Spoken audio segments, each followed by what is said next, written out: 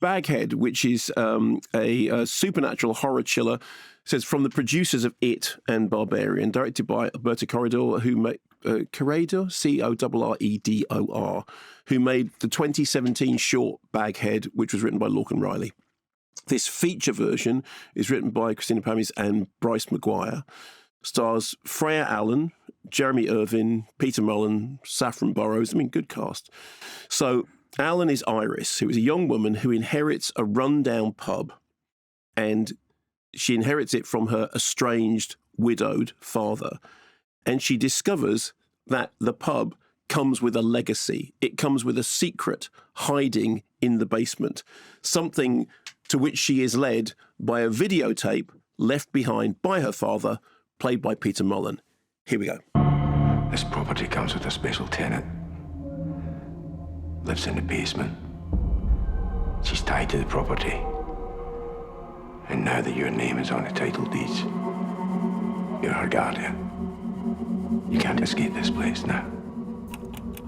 You're the one thing that stands between her and the outside world. And that now is your sole task. You cannot let her out of the basement.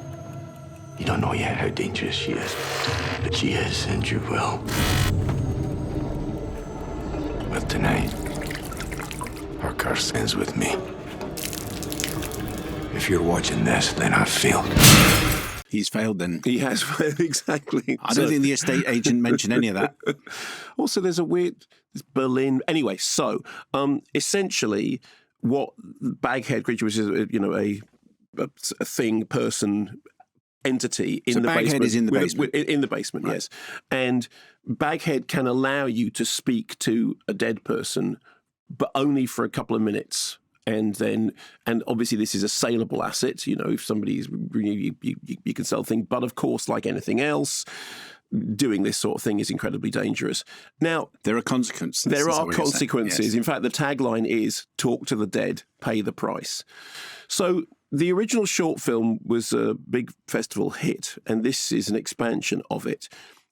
As I said, impressive cast, creepy score, some good-looking production design, and a nice central idea, which is very reminiscent of the central idea in Talk to Me, which I thought was a much better, more secure. You know, the thing in Talk to Me in which it's the hand, it's the kind of the strange hand which you hold on to it, and you become possessed by a spirit that we can only do it for a certain amount of time, and if you do it for longer than that, everything goes badly wrong. But it's almost like a party game. The problem with this is, well, two things. Firstly, it's a horror film that isn't scary, and that's always going to be an issue. It's got way too much exposition, way too much kind of explanation, and very, very few genuine scares. I mean, even at 94 minutes, it feels like long and overwrought. And I kept thinking whilst I was watching it, because it's well made with a good cast, I kept thinking, why isn't this scary? And the answer I came to as I was watching it was, okay, the thing about it is, yes, it's got some jump scares, and yes, it's got some, some moments that ought to work. But the reason it's not scary is because it has nothing of the uncanny about it. And if you think that, How are you defining uncanny? So, well, uncanny as that kind of, to use that terrible word, that sort of liminal state when something is somewhere between real and unreal, which is... All great horror has that sense to it that, the hairs stand up on the back of your neck, that something is happening that you're not quite sure of it. And actually, I mean, even in Talk to Me, which in many ways is really a film about, kids and social media and addiction and all those things, it has some very, very uncanny moments in it in which there are things that really make you shiver. There's nothing here that does that. The backstory, there's a lot of stuff about guilt and grief and loss and death and, that absolutely archetypal idea about if you could speak to the dead, would you?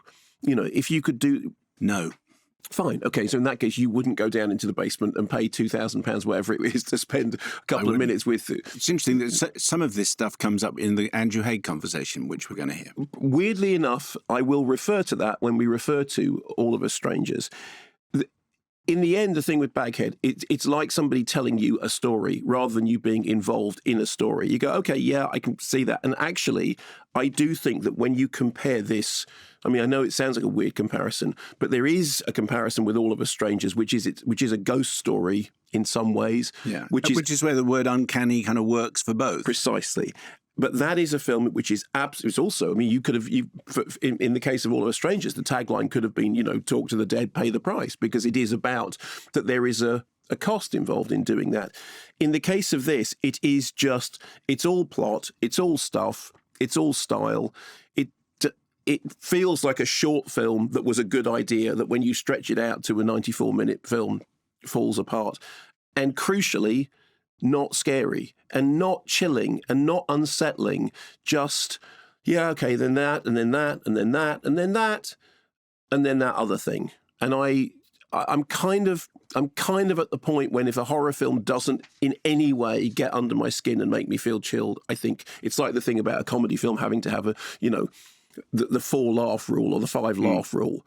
This doesn't work as a horror film, and I'm sorry. I wish it did, because I'm not looking. It's not rubbish. It's it's solidly put together with some good elements, but it just doesn't work. Remember that strapline to the movie? Would you sleep with this man for $1 million? Yes, that was Robert Redford, and they were asking Demi Moore. Yeah. To which the answer would be, yeah, okay. Well, where's talk to the dead, pay the price. Well, I won't talk to the dead then. Exactly. That's very, very easy.